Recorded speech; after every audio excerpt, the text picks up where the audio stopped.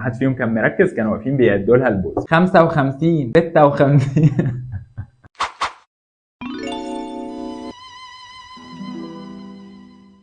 البنت مغلوبة على أمرها عشان محدش يقدر يقول لأ. البنت الإمبراطور راحت عرضت على الراعي، وتاني قال لها يا ميت بوسة من بنت الإمبراطور يا يفتح الله. بعدها ورجعت للأميرة. الأميرة اتجننت بقى. لا لا لا لا لا يمكن، استحالة، لو طوعته أبقى كلبة.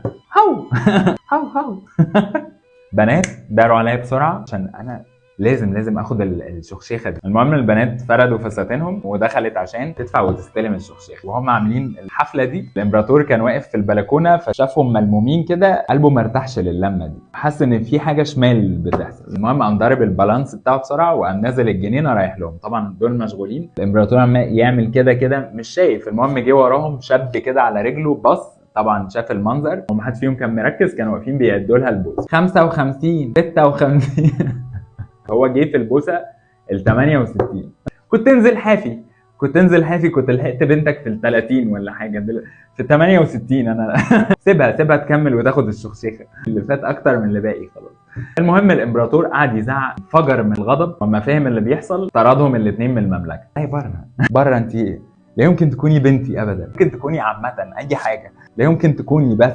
وقام طاردهم الاثنين من المملكه. المهم بقى هم واقفين قدام المملكه، هو وهي وقفت تندب بقى. يا خرب بيتك يا نعمه، يا خرب بيتك، يا فضحتك، سيرتك اللي هتبقى على كل لسان. انا كلبه توافقت على الامير. اروح فين ولا اجي منين بس يا رب، اروح فين ولا اجي منين؟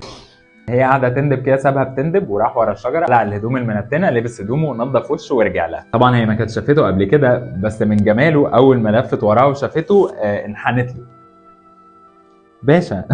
باشا الحقني تتجوزني يا اخويا.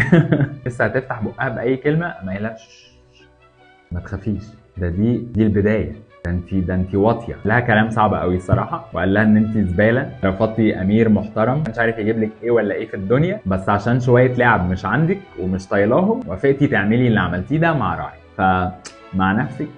وخد بعضه ورجع مملكته وعاش في تبات ونبات. وتوته خلصت الحدوته. اشوفكم في قصه جديده وحلقه جديده بكره. باي.